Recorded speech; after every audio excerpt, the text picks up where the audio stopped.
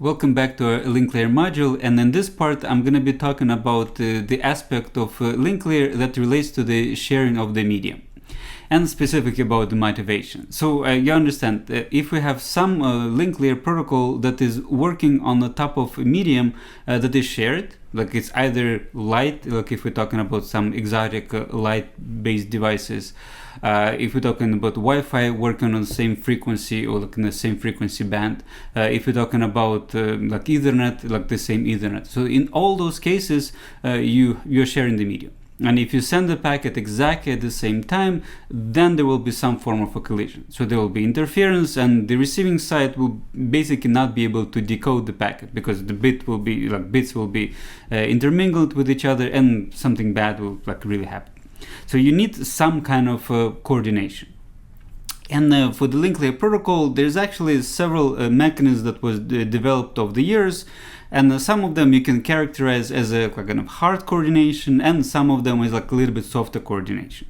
And what I mean, it's not exact terms, like probably if you Google them, you're not gonna find anything. But what I meant by hard coordination is there is some kind of a schedule. Like if you remember, we talked already about time division multiplex and a frequency division multiplex. So there is some form of notion of when you can transmit. Either you're told, you've been configured, and so forth. So that's, I would consider hard coordination. And for the soft coordination, I meant something that is not really designed to you, like designated to you, but you're trying your best, can do some form of randomness, applying some form of randomness to decide whether you can transmit or cannot transmit. That's kind of a great advantage of the random access media access protocols. So you don't need to any kind of a prior coordination. You don't need to kind of tell anybody that I'm here, like get any resources and so forth. You're just try your best to transmit. There was a big number of proposals over the years, and I think Aloha was the first one. That was like long time ago, and kind of, I guess you got from the name of the protocol, it was related to Hawaii. So Hawaii is island far away, and they wanted to communicate across the islands. So Aloha as the first algorithm, it was extremely simple, and the logic was very basic. You receive the packet. I mean, first of all, again, in Aloha approach, there's no kind of a coordination. So you just power it on and kind of just listen for any incoming transmissions. And if you receive something in the stream, you decode it, and that's it. And if you want to send a packet, for example, you get a packet from the network layer, you simply created a data frame, as we discussed, and you send it out immediately. So that's all the logic. The problem, the tiny bit problem, is if, for example, this is what our frame, so this is somehow we woke up, or like the network layer decided to give us a packet at the T0, and we send in packet to T0 plus 1. So this is our transmission period. The problem is, like in this specific case, if someone already started transmission, like at some point before, or somebody got by some random chance got the transmission from its own network layer and start transmitting before you finish transmission, then all these three packets basically lost, because neither of them will be able to be decoded on receiving side, because this part is garbled, this part is garbled, this part is garbled, or this part is garbled. So that's kind of problematic. And if you do a little bit of calculations, if you follow what is mentioned on the slide, it's basically trying to calculate a little bit of the probabilities, and from probabilities get to the efficiency. But essentially, we're looking at the period of this one, period from before we start transmitting. So because we won't have a probability that nobody before us started.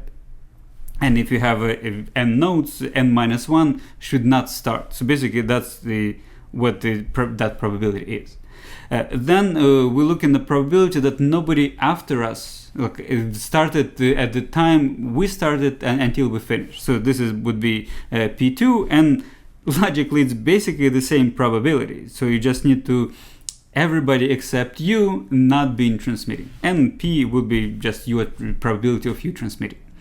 So, and if you do all these magical calculations, if you remember things about limits a little bit, you will be able to come up with the result of 0.18. And this basically means that at the best, like if you have a reasonable number of nodes, the efficiency of that transmission is only 18%. So that's not high. I mean, if you have a large amount of nodes, so you have a lot of resources, and you're basically wasting 80% of resources on simply transmitting garbled signal. So you're still wasting energy, wasting time, but you're not getting through. So it's not great, but the great of this approach was it was extremely simple. No coordination whatsoever. You just got the packet, you're transmitting it, and that's it. So the next, people try to think of how can you optimize this one. Unfortunately, there's always some kind of a price when you do some form of optimizations. So in this case, they try to think a little bit more about this picture. Let me remove this. So they thought, okay, so now I'm transmitting. How can we make sure that this doesn't happen or this doesn't happen? They start thinking about slots. So what basically the slotted Aloha means, they divided the time into the slots. So that's equal size and not equal size. They just decided to create some form of slots. So that was the first assumption. And not assumption, but rather implication is you can only start transmission at the next slot. If you receive data from the application and you want to transmit, you can only start at the kind of next slot available, like next slot time. So that's the basic implication. But the assumption here, or complication in the system, is the time synchronization. Because in order to have the slots, you basically have to have a synchronized clock of some form. Like, not necessarily a synchronization of absolute time, but there has to be some form of synchronization. So that's a reasonably big problem, but it was addressed in some form. Operations of slotted Aloha is quite similar to Aloha with a few complications. So first of all, I already mentioned you can only transmit at the beginning of the slot. So basically, if you got the data from the network layer, you have to wait until beginning of the slot. So that's basic assumption.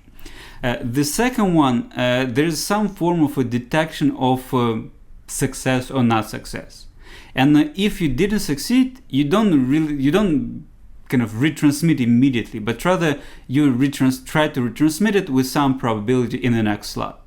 Which means if multiple stations are transmitted and collided at the same time, they're not going to collide again at the next time slot, and again and again and again. So you want to actually prohibit this function. So this is exactly what they demonstrated in this picture. So with the kind of initial time slot, all three nodes they transmitted, they got data at some point before that, transmitted, and they collided.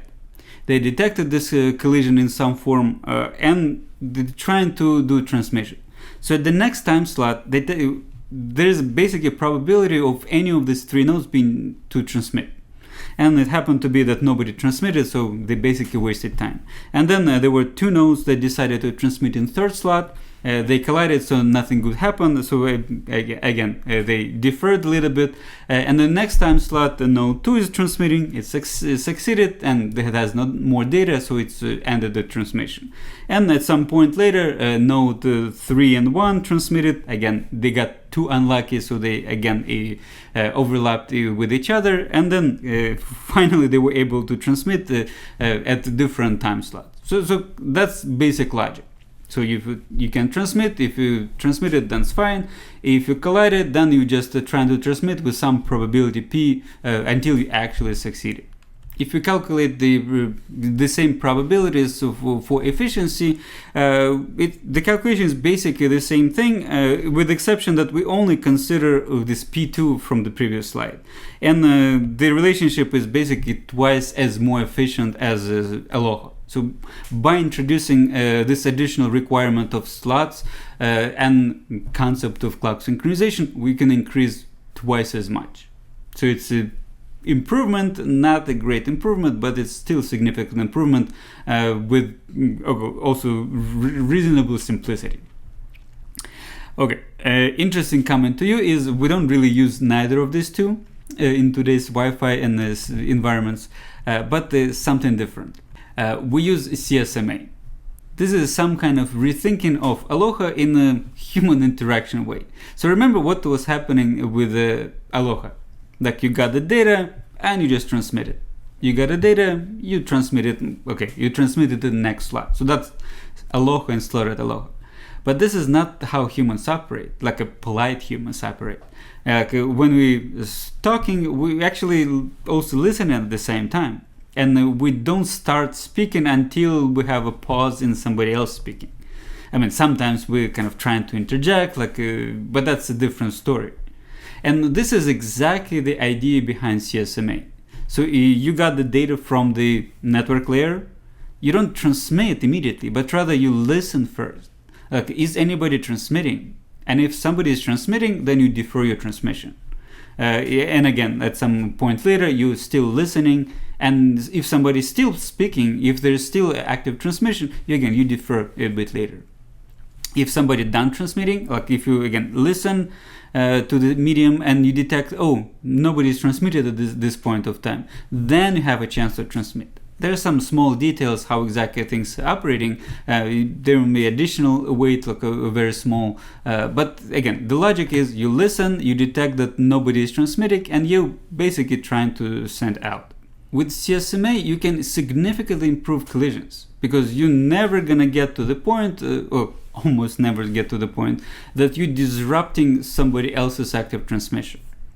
And that would be the case if we had the speed of light was infinite. Unfortunately, it's not, and if we're talking about really large distances or very small time differences, there's still a chance of disruption.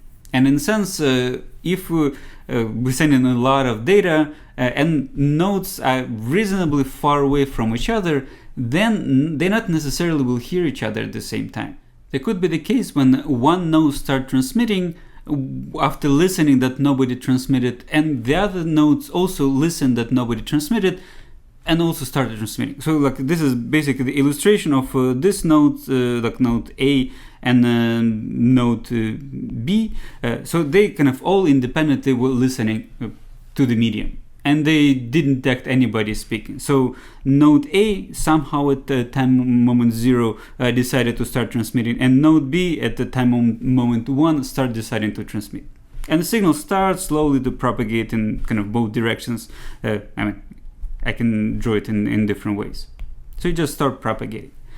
Because of this not infinite speed of light, at some point this will result in some form of collision, and the collision is in terms of interference, and something bad gonna happen. And bad in terms of receiver at this point will not get the fully decodable packet. So it will get some part of this packet will be decodable in some form, but it will not be a complete frame because this part is completely garbled and this decodable frame. But again, the part that is garbled already garbled, and you cannot do anything about that.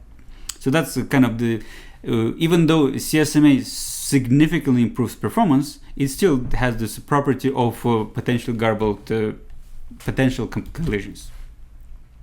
So what we can do better, and what we can do better is so-called the collision detection. So that's /CD, and this is basically the same CSMA with one addition. Saying that if you start transmitting and you detect that somebody else also happened to start transmitting at the same time, then you just stop. Because you just stop wasting resources of everybody, because you know that this frame will be kind of garbled at the end, and you just don't do anything. And if the other node is as polite as you, then the other node will also stop, and both of you will try to go in a recovery mode and decide who's gonna transmit first. So this is basically the same illustration. It looks almost the same as before. So both node A and node B started transmitting. Kind of this transmission happened, but as soon as the node received as soon as the node detected that somebody else also started the same with you, basically some form of detection, it's sending a signal and trying to listen for the signal that's being received.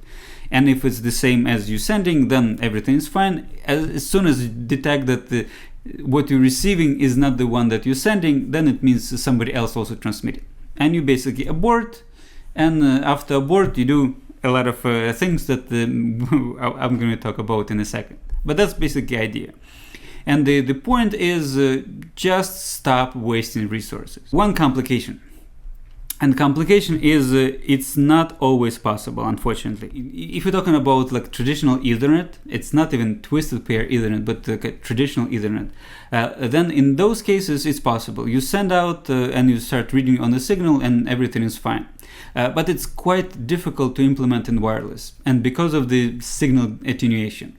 Because if you're transmitting, you kind of have a very good understanding of what you're transmitting, and if you have antenna, even like a separate antenna for listening, you're still gonna have a lot of signal coming from yourself compared to any other signal from somewhere else. There are some solutions to this problem, and there's some kind of research about that, like a lot of research.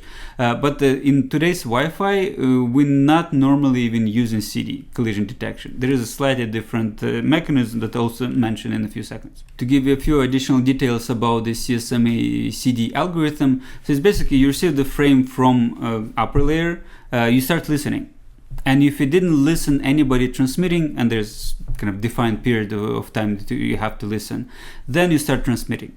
And if you transmit, and while you're transmitting, you're still listening, and but you're just listening for different thing. So if you detected that you transmitted the frame and nobody else started transmitting at the time you transmitted the frame, then you're done and everything is fine. If you detect that something bad happened, so for example, if you while transmitting you detect that somebody garbled with you, like somebody transmitted it at the same time, then you immediately stop and start the so-called recovery procedure. And basically, recovery procedure means that you start so-called binary or exponential backoff. The first time you collide with someone, you either immediately start transmitting or defer by one slot. So like you just choose between 0 and 1. If you, after your choice, you started to try to kind of listen and you detect that the medium is still busy, or you start transmitting and you again collided, then you increase this k by kind of twice. So if it was from 0 to 1, now you're choosing from 0, 1, 2, and 3 of basically slots. Basically like something like slow start, but for different purpose. And then you again randomly pick either 0, 1, 2, and 3. Again, if you succeeded, then you succeeded, and you go back to kind of the set to be just 1 and 0. If you didn't succeed, then you kind of increasing the set to 1, 2, 3, 4, 5, 6, 7, and you now picking among this number. So essentially, this means that if there are many nodes that are trying to transmit, they eventually will result in some kind of set of random variables that have a good chance of picking different numbers, different offsets from each other, so they kind of transmit at different time slots. So that's kind of the basic idea of this approach.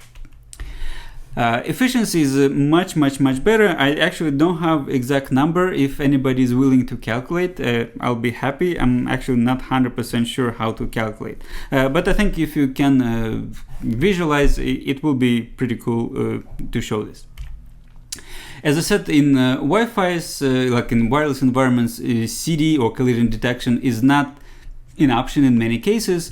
So what they actually trying to do is some form of collision avoidance. So instead of detect, you try to avoid in some way.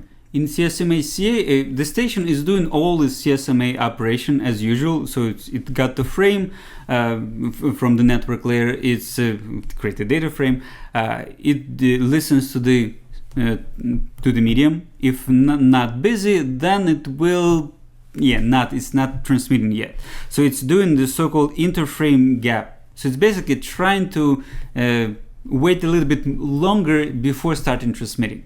So it's just additional assurance that if you somehow got to the points of that somebody is transmitting, or like the medium is busy, so you just wait a little bit longer to detect if anybody will start transmitting at the same time. Like maybe just somebody else stopped and it's waiting for the transmission.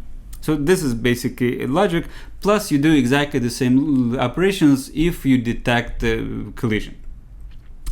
Detecting collision, again, we'll talk more about the GSMA CA with part of the wireless part, but just remember in the CA part, you're trying to avoid collisions by adding additional waiting time and still doing backoff, or like exponential or binary backoff if you detect some form of a problem.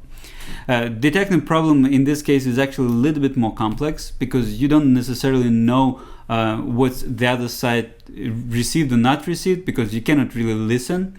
And for the purpose of kind of in Wi-Fi, for this purpose, they actually acknowledge each frame.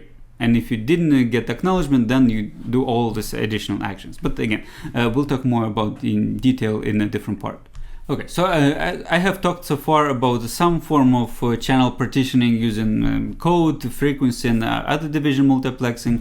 I talked about random access, the Aloha, slotted Aloha, and all this CSMA stuff. And there's some kind of a concept of taking turns MAC protocols that trying to leverage in some sense both of these approaches. And these are not too much a traditional mechanism, but they may not be necessarily used in entirety in traditional Wi-Fi environments, but they can be embedded in some form. So one of them is polling. And in polling mechanism, you have a master who basically trying to tell you, like trying to go over individual slaves and ask them, do you have data? Do you have data? Do you have data? And if like some node is saying like, oh, I have data, and then master saying, oh, now you can transmit, and to keep just going over and over and over and over and over. And to give you an example of the algorithm or like a protocol, actually Bluetooth is working this way, because in Bluetooth you have a master node, and this master node basically go over each paired slave and keep asking, do you have data? Do you have data? Do you have data? And as soon as some node has data, it starts transmitting. That's it. There are a few problems. So in this case, you don't actually need to worry about all these collisions, because only when master tells you that you can transmit, you can transmit. And if you do it without master consent, then you basically out of luck, you just garble the signal, and master have to do some form of a recovery on re-asking basically everybody about the transmission. The problems, as mentioned on the slide, is overhead, because if you don't have stuff to send, you're still going to receive the communication from the master. So there's overhead, potentially some price for the battery life, and so forth. Latency is actually the flip side of this, because if you want to optimize the overhead, you would reduce the polling frequency.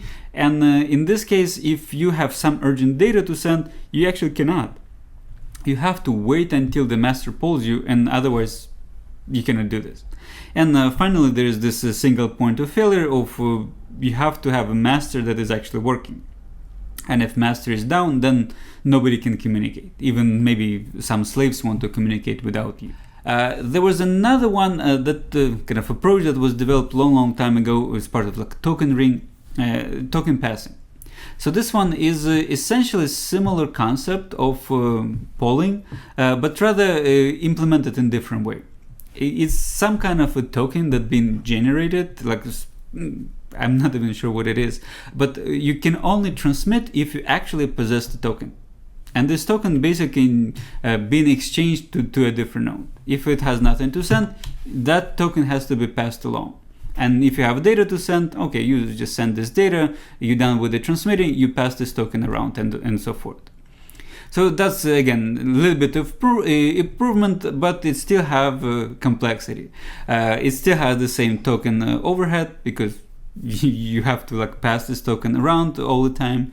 It has latency, because you have to literally wait until token being received, and you still have a kind of a point of failure. It's single failure, but you cannot it's actually not the point at this point, because you can lose the token. So in the system, in the token ring, there's actually a danger that the node that currently holding a token is crashing. And if a node crashed and it didn't pass the token to a next node, then that's it. And nobody can send anything, because nobody can create this token. So they actually had a few recovery mechanisms so they can regenerate the token, or the token being automatically generated at some point of time if you didn't receive it. But again, that's still quite a bit of a problem. And a few more things that I would like to highlight about the link layer is a cable access network. So this is not necessarily in the same way of what we're talking about before CSMA CA, but it's also part of the link sharing. It's just done in slightly different mechanisms. So basically, for the cable access networks, we don't have a single resource, but rather have a this coax cable is actually capable of carrying multitude of different frequencies.